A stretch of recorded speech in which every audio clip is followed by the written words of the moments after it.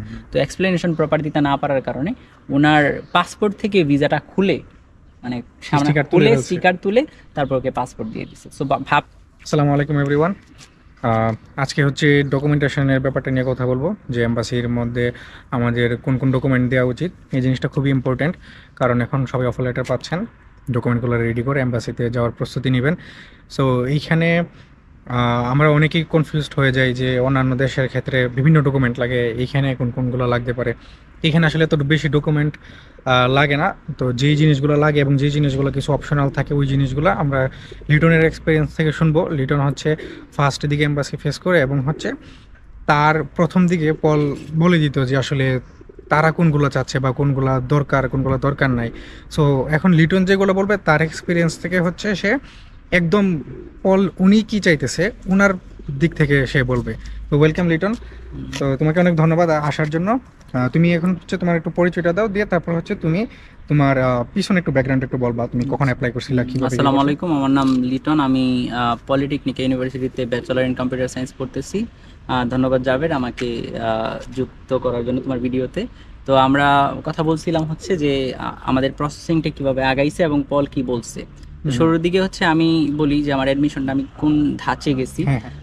শুরুর দিকে যেই মাসে অ্যাপ্লিকেশনটা স্টার্ট হয়েছে ওই মাসের 12 তারিখে অলমোস্ট আমি অ্যাপ্লিকেশন করছিলাম, এবং পুরো এক মাস পরে পরবর্তী মাসের 12 তারিখ এক্স্যাক্টলি যে আমার অফার লেটারটা আসছে মেইলে। তো আমি তারপরে ওই মাসটা আমি টিউশন ফি দিয়ে এবং ডকুমেন্টেশনের ব্যাপারগুলো আমি দেখে ফেলছি, ওই মাসটা শেষ করে ফেলছি এইভাবে। এবং আগে আমার ইন্ডিয়ান ভিসাটা আমি অফার লেটার আসবে ভেবে এর আগেই আমি ইন্ডিয়ান ভিসার জন্য অ্যাপ্লিকেশন করে রাখছিলাম। তো দেখা গেছে যেই মাসে আমার অফার লেটার আসছে ওই সময় আমার হাতে মনে করো ডকুমেন্টও ছিল, ইন্ডিয়ান ভিসাও ছিল। তো আমি পুরোপুরি রেডি ছিলাম। তারপরে আমি ওই মাসটা শেষ হওয়ার পরবর্তী মাসের 9 তারিখে আমি অ্যাপয়েন্টমেন্টের জন্য অ্যাপ্লাই করছিলাম, এবং আমার অ্যাপয়েন্টমেন্ট পড়ছিল হচ্ছে ওই একই মাসের 28 তারিখে। আচ্ছা, 28 তারিখে অ্যাপয়েন্টমেন্ট পড়ছে এবং ইন্ডিয়া চলে গেছি আমরা এর 2-3 দিন আগে, মানে অ্যাপয়েন্টমেন্টের আগে আর কি। এবং ওখানে গিয়ে আমার যা ডকুমেন্ট আছে সেগুলো নিয়ে পলের কাছে গেলাম, এবং আমি চিন্তা করছিলাম যে এখানে আমি সবসময় পছন্দ করি যে তাদের যে রিকোয়ারমেন্টটা সেটা আমি ফুলফিল করে তার পরবর্তীতে সাইড কোয়েশন যদি করে সেটার ইনকাউন্টার আমি রাখবো পকেটে, ঠিক আছে, মানে ইনস্ট্যান্টলি ওকে আমি দিয়ে দিব না। তো আমি কি করলাম যে ডকুমেন্ট লিস্ট যেগুলো আমি অ্যাপ্লিকেশন করার সময় আর কি, অ্যাপয়েন্টমেন্টের অ্যাপ্লিকেশন করার সময় যে ডকুমেন্টগুলো আমি দিয়েছিলাম, তো সেগুলোকে একটা পেপার ক্লিপে আলাদাভাবে রাখলাম।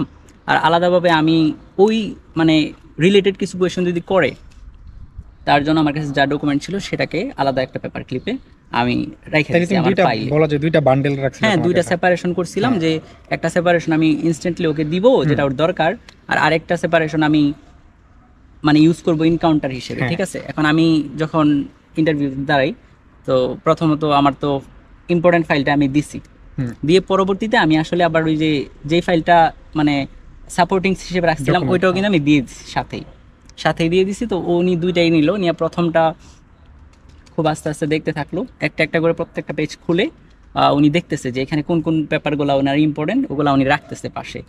এবং লাস্টলি যে সাপোর্টিং ডকুমেন্টস যেটা আমি দিচ্ছি ওখানে উনি আসলে আমি ডকুমেন্টটা দেওয়ার সময় যেহেতু ছিল হচ্ছে দুইটা সেপারেট বান্ডিল, একটা ছিল হচ্ছে রিকোয়ার্ড ডকুমেন্ট যেগুলো দিয়ে আমরা অ্যাপয়েন্টমেন্ট নিছি, আর আরেকটা ছিল হচ্ছে ফাইলের সাপোর্টিং ডকুমেন্ট। হ্যাঁ, সাপোর্টিং ডকুমেন্টসগুলো। তো আমি দুইটাই দিয়ে দিছি। তো উনি একটা করে প্রত্যেকটা পেজ দেখতেছে যে কোনটা ওনার জন্য ইম্পর্টেন্ট বা প্রয়োজনীয়। তো উনি লাস্টলি যখন আমার সাপোর্টিং ডকুমেন্টটা দেখছে, প্রত্যেকটা খুলে প্রথমে দেখছে এটার ভিতরে কোনো ইম্পর্টেন্ট জিনিস আছে কিনা, নাই। তারপরে আমাকে জিজ্ঞেস করলো যে এটা কি তোমার have you seen this things in the list, বা ডকুমেন্টের যে লিস্টগুলো আছে সেগুলোর মধ্যে আমি কি এই জিনিসগুলো পাইছি কিনা। আমি বললাম না, আমি তো পাই নাই, বাট আমাকে তো অনেক মানুষ অনেক সাজেশন দিয়ে কনফিউজ করছে, এই জন্য আমি মানে জাস্ট ব্যাকআপ অপশন হিসেবে নিয়ে আসছি আপনার জন্য সাপোর্টিং। তো উনি বলছে ইউজলেস বলে আমাকে ব্যাক দিয়ে দিল। তো দেখা গেল আমি যেই ডকুমেন্টটা ওই যে অ্যাপয়েন্টমেন্টের জন্য যেগুলো ইউজ করছিলাম এইগুলো ছাড়া অন্য কিছুই কিন্তু উনি নেন নাই, উনি আমাকে দিয়ে দিছে। তো তারপরে আমার একটা সিচুয়েশন দাঁড়াইলো এটা এমন যে একদম ফার্স্ট টাইম, তো ওই সময় ওয়েবসাইটের মধ্যে বলা হয়েছিল যে ফ্রেশ স্টেটমেন্ট নিয়ে আসার জন্য। এখন ফ্রেশ স্টেটমেন্ট কথাটা মানে আমরা বুঝি না, এটা কিন্তু আমরা বুঝি না, কারণ নতুন দিকে তো 3-4 জন অ্যাপ্লিকেন্ট ছিল যেটা ফেস করছে, এবং ওরাও কিন্তু মানে খুলে যে বলবে এরকম হ্যাঁ। মানে আমরা পাই না তাদের, আসলে ঠিক আছে, ওই পাইছি না। সময়টাতে ইনফরমেশনটা খুবই কম থাকে, কয়েকজন একেবারে যাওয়ার কম। পরে এক্সপেরিয়েন্স হইলে ওনার ওরা কাছে নিজেরাই গেলে ডিপ্রেসড ওই হ্যাঁ। সময়গুলোতে, শুরুর সময়গুলোতে। তো ওরা আসলে রেডি না, ওরাও যে জানে আমাদের না, সাথে আমরাও কথা জানি বলবে, না। ঠিক আছে। তো আমি আসলে যখন উনি আমাকে বললো যে তুমি তো স্টেটমেন্টটা যেটা আনছো এটা 1 সপ্তাহ বা 2 সপ্তাহ আগে, কারণ এটা কিন্তু আমি নিয়ে এটা দিয়ে আমি অ্যাপয়েন্টমেন্টের জন্য অ্যাপ্লাই হ্যাঁ। করছিলাম, এবং পরবর্তী সময়ে আমি যখন আসছি এটাকেই নিয়ে আসছো। এটাকেই নিয়ে আসছি, প্লাস এটাকেই ব্যাংক থেকে মেইল করাইছি। আচ্ছা। তো উনি আমাকে বলতেছে যে এটা তো ওল্ড, উনি আমাকে বলতেছে যে রিকোয়ারমেন্টে তো ফ্রেশ আসছে, তুমি ফ্রেশ তো আনছো না।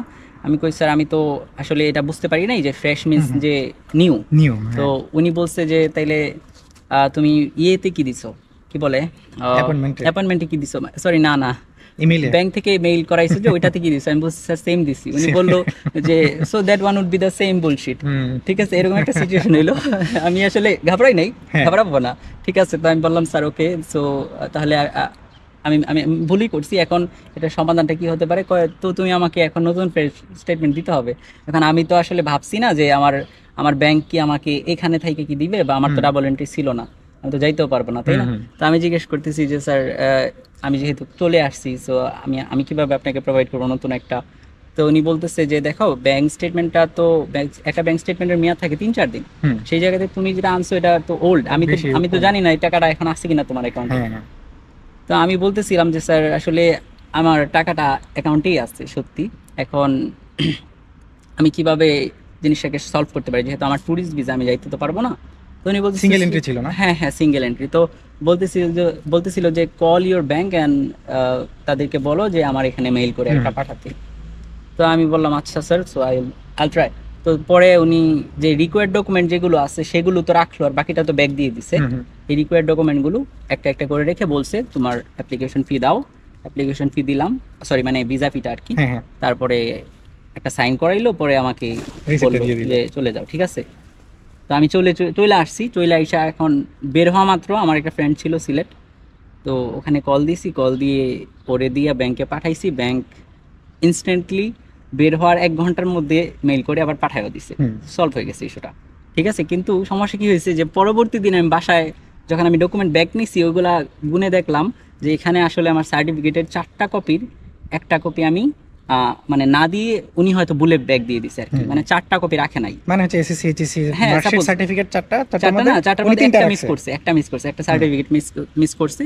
তো এটাও খুব একটা ক্রিটিক্যাল সিচুয়েশন যে আমার ভিসা এখন তো আরো থমথমে অবস্থা, যে এমনিতেই তো ব্যাংক স্টেটমেন্ট নিয়ে তো ঝামেলা করলাম, এর মধ্যে আবার সার্টিফিকেট দেওয়া। এবং হ্যাঁ বাই দ্য ওয়ে আমি বলি নাই যে আমাকে কোয়েশ্চেন কি করছে, আমাকে কিছু কোয়েশ্চেন করে নাই, এই সিচুয়েশনের উপরে উনি এমনিই ব্যস্ত ছিল। আর লাস্টলি আমাকে অফার লেটার যখন দেখছিল তখন বলছিল যে যেহেতু সাবজেক্টটা কম্পিউটার সায়েন্স, বলছে ডু ইউ লাইক কম্পিউটারস, আমি বললাম ইয়েস। এরপরে বলছে নাইস, কিন্তু নাইস বলার পরে আমি আসলে ভাবতেছিলাম, আমি এক্সপেক্ট করি যে সে খুব ভালো কোয়েশ্চেন করবে, এখন আমি শুনি নাই, নাইস বলছে তো আমি শুনি নাই, আমি বলতেছি সরি স্যার কি বলছেন। এটা আরেকটা, তো উনি আমাকে বলতেছে যে I said nice, oh yes. খুব এখানে আসলে সবার অনেক কিছু বুঝার আছে, কেউ যদি কোশ্চেন না বুঝে সে রিপিট করতেই পারে। আসলে এটা কিন্তু খুব ভয় কিছু না, মানে আমি ভাবছিলাম যে আই ওয়াজ এক্সপেক্টিং যে খুব ভালো কোয়েশ্চেন করবে, কিন্তু কিছু করে নাই, ঠিক আছে। পরে তো এখন তো ডকুমেন্ট একটা মিস হয়েছে, যেহেতু আমি ইনস্ট্যান্টলি ওই দিন রাত্রে মেইল করছি এবং উনি রিপ্লাই দিছে সকালবেলা, কিন্তু আমিও কিন্তু পৌঁছে গেছি এম্বাসিতে। তো উনি মেইল দিছে যে তোমার তো এখানে একটা সার্টিফিকেট আছে অলরেডি। আমি বললাম, রিপ্লাই দিছি যে স্যার সার্টিফিকেট তো 2টা হবে, একটা এসএসসি একটা এইচএসসি, আপনার চেক করা উচিত যে 2টা আছে কিনা। তো এটা রিপ্লাই তো উনি ইনস্ট্যান্টলি এখন তো ফাইল জমা নিচ্ছে মানুষের। তো আমিও দারোয়ানকে বলে একটা মানে সিচুয়েশনটা এক্সপ্লেন করলাম, তো ভিতরে বলে আমাকে ভিতরে নিছে, নিয়ে পরে আমাকে বসতে বললো সিরিয়ালে, হয়তো আমি যাইতাম। পরে ও মেবি স্যারের কাছে জিজ্ঞেস করছে, পরে স্যার বলছে যে আচ্ছা ডকুমেন্টটা তুমি নিয়ে চলে আসো। আমার থেকে ডকুমেন্টটা নিছে, পরে বলছে যে তুমি একটু ওয়েট করো। হ্যাঁ উত্তম, ওয়েট করো, তো আমি তোমাকে জানাবো যদি স্যার ডাকে। তো কিছুক্ষণ ওয়েট করছি, পরে কিছু আর ডাকে নাই, চলে আসছি। পরে দেখা গেছে অন অ্যান এভারেজ 18 দিন পরে ভিসা হয়েছে, এবং তারপরে তো দেশে চলে আসছি। এরপরের দিনই ফ্লাইট কেটে চলে আসছি, এবং এরপরের দিন মানে ইন্ডিয়ান টিকিট কেটে চলে আসছি বাংলাদেশে। এবং ওই যেদিন আসছি ওই দিন কিন্তু আরো একজনের আসার প্রয়োজন ছিল, একজন বড় ভাই যিনি আচ্ছা ওনার ইয়াটাতে যাওয়ার আগে তোমার দুই একটা কোশ্চেন করি। এই যে তুমি অ্যাপ্লিকেশন করছিলে অ্যাপয়েন্টমেন্টের জন্য, এমবাসি কতদিন সময় নিয়েছিল তোমাকে অ্যাপয়েন্টমেন্ট ডেট দেওয়ার? অ্যাপয়েন্টমেন্ট ডেট দেওয়ার ক্ষেত্রে নিয়েছিল হচ্ছে মনে করো আমার তো এক্সাক্ট ডেট হয়তো মনে নাই, তবে 2-3 দিন এরকম একটা সময় 6 তারিখে অ্যাপ্লাই করছিলাম, মনে হয় 15-16 তারিখে পাইছিলাম, মানে 1 থেকে 1.5 সপ্তাহ সময়ের হ্যাঁ ভিতরে এরকম সময়ের ভিতরে দিয়ে এমনও দেবে। ছিল যে আমার পরের দিন যিনি অ্যাপ্লাই করছে তাকে এবার এরপরের দিন দিয়ে এরপরের দিন দিয়েছে, দিয়ে আমাকে দেয় দিয়েছে। নাই, হ্যাঁ, কারণ এই হচ্ছে জিনিসটা এটা হয়। পেছনে পড়ে গেছে হয়তো। হ্যাঁ এরকম হয়। সো ঘটনা হয়েছে। এটা নিয়ে আপনারা ঘাবড়ানোর কোনো কিছু নাই যে আমার কেন আসতেছে না, ঠিক আছে? আসবে স্বাভাবিকভাবে, আসবে। হ্যাঁ। ধারাবাহিকতা তো আছে একটা। আচ্ছা, তারপর হচ্ছে একটু আগে যেটা বললাম উত্তম, হয়তো অনেকে বুঝেন নাই, উত্তম শব্দটা হয়তো ভালো কিছু বোঝায়, কিন্তু ওইখানে উত্তম এমবাসিতে যে হচ্ছে আমাদের একজন সিকিউরিটি দারোয়ান সিকিউরিটি আর কি, মানে একটু হাইপে আছে উনি, Hype এ আছে। সেলিব্রিটি মানুষ আমাদের জন্য। ও হচ্ছে সকালবেলা যাবে, পোলাপানের সাথে যা একটা ভাব দেখায়, ভাব নিয়ে মানে ভাই পুরাই ভাব, কিছু হইলে ভিসা রিজেক্ট হয়ে যাবে, ঠিক না? এমন একটা সিচুয়েশন, মানে নতুন রাতে এটাই মনে করে। ও গিয়া লাইন ব্রেক করলে এই তোমার কিন্তু ভিসা রিজেক্ট হয়ে যাবে। তবে ঘটনা কিন্তু এমন হয়েছিল যে এমন হয়েছে যে এম্বাসির বাহিরে মারামারি করছিল। মানে লিস্টের জন্য, সিরিয়ালের জন্য আচ্ছা। মারামারি করছে, এই মারামারির কারণে কিন্তু ভিসাও রিজেক্ট হয়েছে। আচ্ছা, এই ঘটনাটা একটু বলো তো, ক্যামেরা যে- হয়। আচ্ছা এই জিনিসটা একটু বলো যে মারামারি করার যে ব্যাপারটা, মানে আসলে আমাদের বাঙালিদের তো স্বভাবই এরকম যে মনে করো মানে খুব ছোটখাটো বিষয় নিয়েই খুব বড় কিছু মানে চিন্তা করে ফেলি আর কি, যে ওই সিরিয়ালটাই অনেক, আমি আগে গেলে হয়তো ভিসাটা আসলে পজিটিভলি আসবে না, আগে গেলে আগে পাবো, পিছনে গেলে পিছনে পাবো, কেমন একটা অবস্থা। বাইরে ধরবো। এইরকম সিরিয়াল দিয়েও কিন্তু এমন ঘটনা হয়েছে যে সিরিয়ালে মানে আগে যাওয়ার জন্য এই যে একটা ধাক্কা দিচ্ছি, ধাক্কাধাক্কি তারপরে চলে। একটা হজবরল অবস্থা সৃষ্টি হয়েছে, এবং এমন সময় কিন্তু ভিসা রিজেক্ট হয়েছে প্রচুর। আচ্ছা, ওই দিন হচ্ছে ঝগড়া হইলো, তবে ওইটা ওয়ার্কার ছিল হয়তো। হ্যাঁ উত্তম দেখলো, হুম, পলসারও বেরিয়ে আসলো, হুম। আয়সা দেখতেছে কে কে ঝগড়া করতেছে, এবং পরে ডাহা রিজেকশন হ্যাঁ। আসলে এইভাবে মানে দরকার নাই, দেখা যায় যে সিরিয়াল লিস্টিং কোনো কিছু ম্যাটার করে এখানে না, কিন্তু বেশি স্পেসও নাই। অ্যাপয়েন্টমেন্টের যে একটা টাইম থাকে না ওইটাও ম্যাটার করে না, হ্যাঁ, ওইটাও লাস্টলি matter করে না। তোমাদেরকে সিরিয়ালি নিবে, সিরিয়ালে একটা বসাবে, কোনো টাইমের ম্যাটার না, জাস্ট ওই দিনে যারা যারা আসছো আর তারা করে। ওইখানে এমবাসিটাও তো বেশি বড় না, জাস্ট গেটটা দিয়ে ঢুকলাম, ওয়েটিং রুমে বসলাম, এই পাশের রুমে মানে ইন্টারভিউ একই নিতেছে। পাশেই, হ্যাঁ, সো এখানে সিরিয়াল নিয়ে তো কিছু প্যারা খাওয়ার কোনো কিছু কোনো নাই। কিছু নাই আসলে, দিন শেষে তুমি গেছো যেহেতু হয়ে যাবে একটা। হ্যাঁ। আচ্ছা, তারপরে হচ্ছে ওই যে ভাইয়ের ব্যাপারটা বললা, আচ্ছা এখন তো আপনারা হচ্ছে বুঝতে পারছেন যে ডকুমেন্টগুলো কোনগুলো দেওয়া উচিত আর কোনগুলো দেওয়া উচিত না। আসলে। উনি আসলে ওই ডকুমেন্টগুলো চান না, রিকোয়ার্ড ডকুমেন্টগুলো চান ওইগুলো। আরেকটা বিষয় যে তবে আরেকটা বিষয় অ্যাড করি আমি, হ্যাঁ, যে ওনার যে- ওনার একটা অ্যাসিস্ট্যান্ট হয়তো আছে, উনি পার্সোনালি সবসময় উনি যে ফাইল নেয় এমন না, ওনার সহকারী একজন আছে যিনি উনি উনার অনুপস্থিতিতে ফাইল নেয় আর হ্যাঁ, কি। file নেয়। এখন আমাদের এমন ঘটনা ঘটছে যে আজকে আমি গেলাম, আমার ক্ষেত্রে আমার এডিশনাল ডকুমেন্টস এফিডেভিট সহ আমি একটা নিয়ে গেছিলাম, কি বলে টিন সার্টিফিকেট, ট্যাক্স সার্টিফিকেট একটা ছিল, Trade license, ওইটা সবকিছু। ট্রেড লাইসেন্স, তারপরে কি বলে এটাকে এফিডেভিট, হুম হুম এই যাবতীয় ডকুমেন্টগুলো যে নিয়ে গেছি, ওরা ওই ডকুমেন্ট মানে আমার থেকে পল নেয় নাই, পল কিন্তু আমাকে ব্যাগ দিয়ে দিছে, যেটা ছিল এগুলো না লাগবে লিস্টে, না। তুমি এটা দিছো কেন আমাকে, এমন কিছু বললো। কিন্তু আবার পরবর্তী দিনে কিন্তু আরেকজন গেল, সেই পলকে পাই নাই, সে হয়তো অ্যাসিস্ট্যান্টের কাছে assistant-কে দিছে, এবং উনি দেখা গেছে আলাদাভাবে ফাইল নেওয়ার পাশাপাশি উনি আবার ইনকাউন্টার কোয়েশন জিজ্ঞেস করছে যে তোমার এফিডেভিট কোথায়, হুম হুম। ঠিক আছে? তো ওই এফিডেভিটটা ওরা আবার Affidavit receive করে কোথায় বা রাখছে। তোমার- হয়তো বা এটা পলের জন্য করে রাখছে রিসিভ, হ্যাঁ, পল হয়তো ওইটাকে কনসিডার consider করবে না, করবে but না। মানে উনি জিজ্ঞেস ওনার করছে যে উনি ওনার দিক থেকে ক্লিয়ার রাখছে যে হ্যাঁ, আমি যে ওনার- একটা ফাইল নিলাম, একটা ওনার ইন্টারভিউর একটা রিভিউ দেয়, হ্যাঁ, এটাই। লেখে কিছু একটা, তো ওই যে লিখলাম ওইটার আসলে প্রুফ কি। শর্ট যেন হ্যাঁ, না ওই করে যে- হ্যাঁ, কিছু। short যেন না এই করে। জন্য উনি সেফটির জন্য হয়তো উনি হ্যাঁ, উনি চাই না, ওইভাবে এটা হতে নিতে পারে। পারে। হ্যাঁ, সো এই জন্য হচ্ছে আমাদের ডকুমেন্টগুলোর সাথে রাখা উচিত, কিন্তু দেওয়া উচিত না। দেওয়া উচিত না, এটাই আমার কথা হচ্ছে যে আমরা দুইটা ক্লিপ তৈরি করবো। একটা ক্লিপ হচ্ছে আমি আমার রিকোয়ার্ড লিস্টেড ডকুমেন্ট যেগুলো এমবাসি চাইছে, হুম। অ্যাপয়েন্টমেন্টের সময় হোক বা মানে রিকোয়ারমেন্ট ওয়েবসাইটে দেওয়া থাকবে যেটাই আছে, এই লিস্টিংটা আমরা আলাদাভাবে একটা ক্লিপে রাখবো, আর একটা ক্লিপে মনে করো হ্যাঁ, অ্যাডিশনাল আলাদাভাবে রাখবো। আমার মানে স্যাটিসফাইড যতক্ষণ না হ্যাঁ, হয়, আমরা তো অনেক ডকুমেন্ট অনেক তৈরি করি, document ready তাই না? করি, হ্যাঁ। অ্যাফিডেভিট, তারপরে trade licence, tin certificate. So যদি এগুলা থাকে, যেগুলো রেডি করছো তুমি, এগুলাকে দিতে হবে না, আলাদা করে ক্লিপে তুমি রেখে দাও, মানে ফাইলের মধ্যে রেখে দাও, তুমি ওইটাকে সেফলি রেখে দিলা। তোমাকে যদি জিজ্ঞেস করে চায়, তখন তুমি এটাকে হ্যাঁ, present দিতে করলা। পারে। এটাই। অথবা কোনো কিছু বেশি কোয়েশ্চেন করতেছে, পেঁচাইতেছে, বলতে পারে যে স্যার আমার কাছে এই জিনিসটার প্রুফ হ্যাঁ, হিসেবে আমার কাছে ডকুমেন্ট আছে। হ্যাঁ, if you wanna see, I can provide you হ্যাঁ, that also. সো সেটাই তো, এই হচ্ছে ডকুমেন্টের ব্যাপারটা। আপনি যত সিম্পল রাখবেন কোয়েশ্চেন তত কম থাকবে, সিচুয়েশন তো সিম্পল সিম্পল থাকবে। নিজে হাইপ তুললেই সমস্যা, মানে এই এত যে স্টুডেন্ট ওভার এক্সাইটেড হতে হবে আমরা না। পড়তে আসবো, আমাদের লাইফটা এত কমপ্লেক্স না, তো আসলে। আমাদের এত কমপ্লেক্স করে ডকুমেন্ট দেখানো উচিত না। রাখবো, আমি কমপ্লেক্স করে বানায় নিয়ে যাব, কিন্তু ওনার সামনে আমি নিজেকে এবং আমার Simply ডকুমেন্ট সিম্পল ভাবে প্রেজেন্ট প্রেজেন্ট করব। হ্যাঁ, এটাই হ্যাঁ, এটাই আমরা best। এই জন্য এই ডকুমেন্টগুলো করি যেন আমাকে কোনোভাবে রিজেক্ট করতে না পারে। হ্যাঁ, আমি আমার সর্বোচ্চ চেষ্টা করি, তো এটা আমরা করি, ঠিক আছে, But কোনো এটা সমস্যা যেহেতু নাই। এটা যেহেতু একটা এক্সট্রা পার্ট, এটা হ্যাঁ, এক্সট্রা হিসেবে extra রাখি। হিসেবেই থাকুক। ঠিক আছে। আর আলাদাভাবে আমরা বলতে চাই আরো একটা কনসেপ্ট, যে একজন বড় ভাইয়ের ভিসা কিন্তু রিজেক্ট হয়েছে। হ্যাঁ, ওই জিনিসটাই এখন আসতে চাইতেছি, যে ভিসা হয়ে যাওয়ার পরেও ওনার কি প্রবলেম হয়েছিল? খুব সিচুয়েশন তুমি তো খারাপ একদম ছিল। সামনে থেকে ফেস করছো। হ্যাঁ আমরা ফেস করছি একটু যে বলো। আমি যখন ভিসাটা রিসিভ করতে গেছিলাম আমার পেছনে সিরিয়ালে একজন বড় ভাই ছিল, ওনার বয়স মেবি 35 বা 32 হবে। উনি অনেক বড় একটা গ্যাপ নিয়ে এমবাসি Masters ফেস নাকি করছে, embassy? মাস্টার্সের জন্য, আচ্ছা। এবং মেবি 10 ইয়ার্সের গ্যাপ, আই আচ্ছা। ডোন্ট নো, মানে খুব লং গ্যাপ যেটা ভিসাটা এক্সপেকটেশনে আসে না। হুম। তাছাড়া ওনার ইংলিশের দুর্বলতা খুবই ভালোই ছিল। তো দেখা গেছে যে উনি এমবাসি ফেস করছিল সিরিয়ালি, যেহেতু সামনের দিকগুলোতে হয়তো ভালো স্টুডেন্ট পড়ছিল ইন্টারভিউতে, এবং একটা ফ্লো ছিল, ভালো একটা ফ্লো ছিল। ওই ফ্লোতে ওনার আসলে ইন্টারভিউটা ভালো হয়ে গেছে, Question বেশি করে নাই। করে নাই, ছুটে গেছে, ঠিক আছে। এবং দেখা গেল উনি আমার পরে ইন্টারভিউ দিল একদিন পরে, যেদিন আমি ডকুমেন্টটা জমা দিতে গেছিলাম আলাদাভাবে এক্সট্রা ওই দিন, বাট দেখা গেছে উনি কিন্তু সবার আগে ভিসাটা পাইছে 12 দিন পরে। আচ্ছা। 12 দিন নাকি 13 দিন পরে ভিসাটা পাইছে। এবং রিসিভের সময় যখন গেছে উনি, ওনার ইন্টারভিউর সময় ওনাকে জিজ্ঞেস করছিল যে তোমার তো টিউশন ফিটা জার্মানি থেকে দেয়া, জার্মানি থেকে দেয়া, তো জার্মানি থেকে কে দিল ভিসাটা, আমি টাকাটা কে টিউশন দিল, ফিটা কে টিউশন দিল? ফিটা কে দিল? হ্যাঁ, এই পার্টটাই বলার ছিল যে অনেকেই বলতেছে যে আমার রিলেটিভ আছে ইতালিতে, পর্তুগালে, ফ্রান্স, জার্মানি, ইউকে, ইউএসএ, হ্যাঁ, আমার তাদের টিউশন বিষয়টা ফিটা সেখান থেকে দিয়ে বুঝতে দিবে। হবে হ্যাঁ। যে বিষয়টা হচ্ছে ওনাকে জিজ্ঞেস করা হইলো যে তোমার তো টাকাটা দেওয়া হয়েছে জার্মানি থেকে, জার্মানির লোকটা আসলে তোমার কে? তো উনি বললো যে আসলে এটা তো আমার রিলেটিভ, আমি ওনার মাধ্যমে টাকাটা দেওয়া হয়েছি। এটা এই এক্সকিউজটা দিয়ে উনি ছুটে গেছে, ওনার ইন্টারভিউ হয়ে গেছে ভালো, ভিসাও হয়ে গেছে খুব ভালো। কিন্তু লাস্টলি সমস্যা কোথায় হয়েছে যে ভিসাটা নিতে গেছে পরে ওরা নাকি এই জিনিসটা এইভাবে নোটিস করছে যে যেই ব্যক্তি জার্মান থেকে ওনার ভিসার টিউশন ফিটা দিছে, সে নাকি আরো দুইজনের বা অন এন এভারেজ একটু বেশি অ্যামাউন্টই হবে, 2-3 জনের টাকা পে করছে ওখান থেকেই। তো একই নামে একই ব্যক্তি থেকে 3 জনের পেমেন্ট মনে করো সাপোজ হয়ে গেল, তো ওনাকে জিজ্ঞেস করতেছে যে তুমি তো বলছো তোমার রিলেটিভ, কিন্তু সে তো আরো এক্সট্রা কিছু মানুষের টাকা পে করছে, সো এভাবে তো রিলেটিভ তো 3 জনের হতে পারে না, তাই না?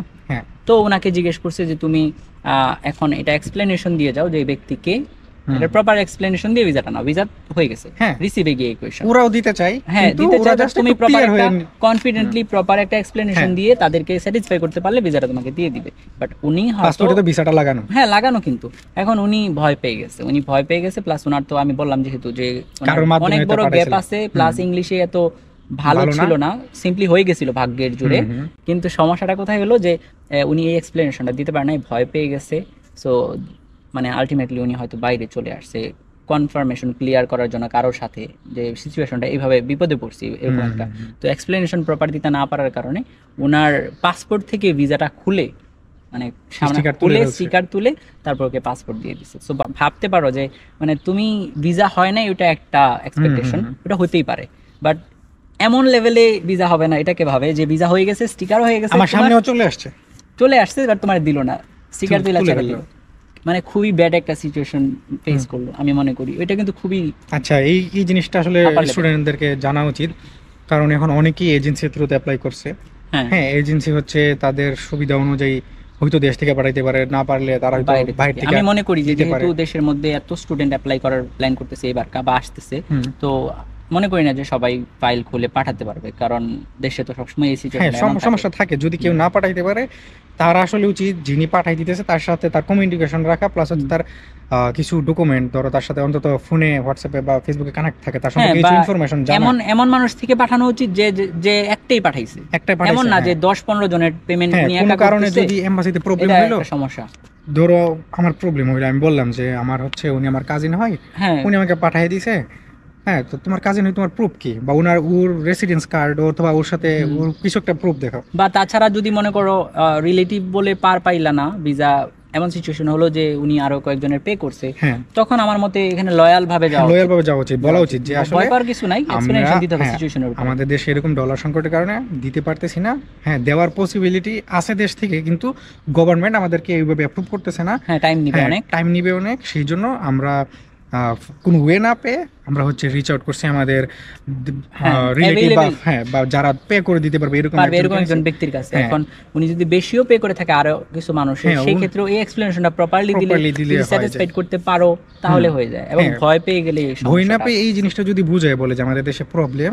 সেই জন্য আমি ওনার থেকে হেল্প নিছি। হ্যাঁ, এবং দরকার হয় তোমার যদি মনে হয় যে এই ব্যক্তি একাধিক ব্যক্তির জন্য পে করছে, তো সেই ক্ষেত্রে তোমার এই ডিক্লারেশনটা ইনিশিয়ালি যখন তোমাকে জিজ্ঞেস করবে যে কে পে করছে, তখনই দেওয়া উচিত। এভাবে মিথ্যেটার আশ্রয় নেওয়াটা এটা আসলে তখন হচ্ছে নিজের সামনে পাসপোর্ট থেকে ভিসা ভিসাটা খুলে তুলেছে। রেখে দিবি, এমন একটা অবস্থা হলে মরে যাওয়ার অবস্থা ভাই পুরাই। হ্যাঁ, খুবই আল্লাহ না দুঃখজনক। করে এরকম কিছু ভাই, সবাই সো আসলে সবাই কনফিডেন্সলি অ্যান্সার দিবেন। বাইরে থেকে যারা দিবে তাদের ডকুমেন্ট কিছু হাতে রাখবেন, প্রয়োজনে হুম। যিনি পাঠাই দিছে তার জন্য একটা ফাইল করবেন, তার পাসপোর্ট, তার রেসিডেন্স কার্ড, তার ব্যাংকের যে অ্যাকাউন্টে পাঠাইছে ওইসব ডিটেলস আলাদা করে একটা ডকুমেন্টে রাখবেন। যদি কোনো কারণে আপনাকে জিজ্ঞাসা করে, প্রপার এক্সপ্লেনেশন ইস্যু এই যে আপনি দেখাইতে পারবেন এই যে উনি আমাকে পে করে দিছে এবং হচ্ছে ওনার সাথে আমার কমিউনিকেশন আছে, ওনার ডকুমেন্ট হচ্ছে এই। হ্যাঁ, আমরা মনে করি যে মানে রিলেটিভ যে বিষয়টা, ওনারা কিন্তু মনে করে আত্মীয় মানে রিলেটিভ, হ্যাঁ। মানে দূর সম্পর্কের রিলেটিভ হতে এখানে পারে না। আসলে এরা বলে ফ্রেন্ড, হ্যাঁ, হ্যাঁ ফ্রেন্ড, কিন্তু আমরা বলি হচ্ছে আমরা ভাই বলি, জাবেরকে আমি ভাই বলতে পারি, বা হ্যাঁ। ওরা আমি ভাই বললে ওরা মনে করবে ও আমার মায়ের পেটের ভাই, মায়ের পেটের ভাই। এরকম একটা অবস্থা। কিন্তু So, আমরা যেখানে বুঝাতে হবে। রেস্টুরেন্টে যখন ফার্স্ট কাজ করতে গেলাম ম্যাকডোনাল্ডসে, ওরা সবাই ম্যানেজার এসে বলতেছে ফ্রেন্ড, নাম নিয়ে আমরা বলতেছে। আসলে হ্যাঁ নাম নিয়ে একটা বলতেছে, বড় ছোট সবাইকে নাম নিয়ে বলতেছে। আর দ্বিতীয়ত হচ্ছে ওরা ফ্রেন্ড বলে সবাইকে। রিলেটিভ বলতে আসলে ওরা কিন্তু friend। দূর সম্পর্কটা বুঝে না, খুবই হ্যাঁ, কাছাকাছি খুবই বোঝাতে কাছাকাছি বোঝে। এদের যে কানেকশন এটা খুবই ক্লোজ হবে। খুবই কানেকশন। Close connection. আমাদের হচ্ছে অমুক ভাই, অমুক ভাইয়ের পরিচিত বন্ধু, ও বন্ধু ও ওই তো- আমাদের ভাই হয়ে ও গেছে, ভাই হয়ে relative গেছে, ও আমার টিউশন ফিসটা পাঠিয়ে হ্যাঁ দিল। হ্যাঁ, তো আসলে ওটা বুঝাই ক্লিয়ার রাখতে হবে যে এমন কিছু হ্যাঁ, ওইটা কনফিডেন্সের সাথে আশা করি বোঝানোটা উচিত। হ্যাঁ, সেইটাই শুরুতেই করা যদি উচিত, যেন জিজ্ঞাসা করে ক্লিয়ার করে ফেলা উচিত। একদম ক্লিয়ার। কারণ ভাই ফেক মানে মিথ্যার আশ্রয় নিয়ে ওই যে এখন আশ্রয় নিয়ে কিন্তু উনি পার পায়া যাইতে আমি গিয়েও পারে মনে- না। আমি মনে করি ওই ব্যক্তি যদি শুরুতেই বলে দিত যে সিচুয়েশনটা এমন হয়েছে যে দেশ থেকে পাঠানো যায় না, আমি একজন মাধ্যম খুঁজে বের করছি যিনি অ্যাভেলেবেল ছিল, আমার রিচ আউটের মেন অন্তর্ভুক্ত ছিল, সো আমি তার সাথে কমিউনিকেট করে আমি কোনোভাবে ডিল করে ফেলছি, সমাধান করছি সমস্যা। এটা বললে আমার মনে হয় না আর আমার কিছু কোনো হতো। প্রশ্ন আসতো বলে আমার মনে হয় না। মনে হয় না। যদি বলতো যে তোমার দেশে এরকম প্রবলেম, তুমি বিদেশে কেন পড়তে চাইতেছো, যে আমার দেশে এরকম প্রবলেম, কোয়ালিটি এডুকেশন আমি পাইতেছি না, এইখানকার পড়াশোনার পরে জবের যেরকম কোম্পানিগুলো যেরকম লেভেলে চাইতেছে ওইটা আমি এখান থেকে পাইতেছি না, আমি ওখান থেকে পরে আসলে এখানে আমি ভালো একটা জব পাবো, job যেহেতু পাবো, আমার হ্যাঁ। লেভেল বা হ্যাঁ। এডুকেশনাল লেভেলটা একটু হাই হাই থাকবে, বা আমি skill থাকবে ইউরোপিয়ান ভালো। একটা ডিগ্রি নিয়ে আসতে পারতেছি, হ্যাঁ। ভালো একটা স্কিল নিয়ে আসতে পারতেছি, এগুলো বলে কিন্তু পারপো পসিবল। পাওয়া পসিবল, হ্যাঁ, মিথ্যা বলে মিথ্যা বলা- মিথ্যা বলে পরে এটাকে শাক দিয়ে মাছ অনেকে থাকা যাবে না হ্যাঁ, আসলে। অনেকে পেয়ে গেছে তাদের লাখ, কিন্তু হ্যাঁ। সবাই যে পেয়ে যাবে পেয়ে এরকম যাবে না। মানে একজন তো হইছে, এখন হ্যাঁ। ওই একজন তো হ্যাঁ, যে এটা কেউ হতে পারে, তাই যে না? কেউ হতে পারে, এই যে রিস্ক কেউ- নেওয়াটা যৌক্তিক না। যৌক্তিক না।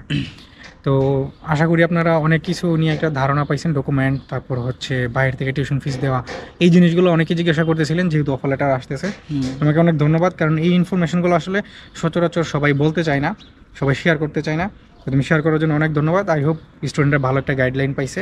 এবং এই যে ডকুমেন্টেশন দেওয়ার যে, তো ক্যামেরা ওভার হিট হয়ে মানে অতিরিক্ত গরম হয়ে অফ হয়ে গেছিলো। তো যাই হোক, এইটাই বলার ছিল যে আপনারা হয়তো লিটনের থেকে আপনারা ভালো একটা ধারণা পাইছেন ডকুমেন্টেশনের ব্যাপারে, তারপর হচ্ছে আপনাদের কোয়েশ্চেন অ্যান্সারদের ব্যাপারে, যেমনটা হচ্ছে বিদেশ থেকে যদি কেউ টিউশন ফিস পাঠায় তার আসলে কী করা উচিত।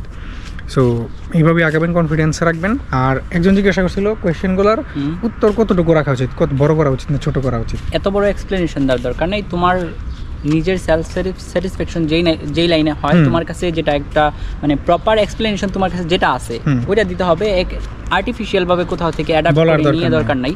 নিজের ক্যাপাবিলিটি তো আছে একটা, নাকি ওই ক্যাপাবিলিটির আন্ডারে আর কোয়েশ্চেনটার প্রপার লাইন বলবো। অ্যান্সার যতটুকু আসে, যদি একটু এক্সপ্লেন করা দরকার পড়ে হ্যাঁ, এক্সপ্লেন হ্যাঁ, করতে হবে, করতে কোয়েশ্চেনের উপর ডিপেন্ড করে। হ্যাঁ, এবং আসলে আমি মনে করি কনফিডেন্স ভালো থাকলে, কনফিডেন্স নিয়ে আগালে আই থিঙ্ক কোয়েশ্চেনও এত বেশি করবে না। করবে না। আর তুমি যেটা বললো, তোমাকে বলছে ডু ইউ লাইক কম্পিউটার, তুমি যদি এটা রচনা বলতে থাকতো তাহলে তো আর হইতো না। এমন Do you like computer? আমার ব্রাদার একজন আমাদের ফ্রেন্ড লিস্টে ছিল, সে বলছিল কি জানো, তাকে জিজ্ঞেস করছে যে তুমি রোমানিয়া কেন যাইতে চাও, এবং সে ল্যাঙ্গুয়েজ করতে যাচ্ছে, তো তাকে বলা হলো রোমানিয়া কেন যাবা, তো ও বলে ফেলছে যে রোমানিয়া হ্যাজ, তারপরে ওকে বলছে যে আচ্ছা তাহলে বলো তো কোনগুলা, ও দুইজনের নাম খুব মানে গড়গড়ায় বলে ফেলছে। তো ওরে কিন্তু এনকাউন্টার কোয়েশ্চেন করা হয়েছিল যে তুমি কি এগুলা ফেসবুক গ্রুপ থেকে শিখছো নাকি, তো বলছে না স্যার, আমি তো এমনি আসলে জানতে পারছি অনলাইন থেকে। না না, তুমি হয়তো ফেসবুক গ্রুপ থেকে শিখছো, মানে আসলে এটা কিন্তু একটা খুব তাচ্ছিল্য করলো ওরে।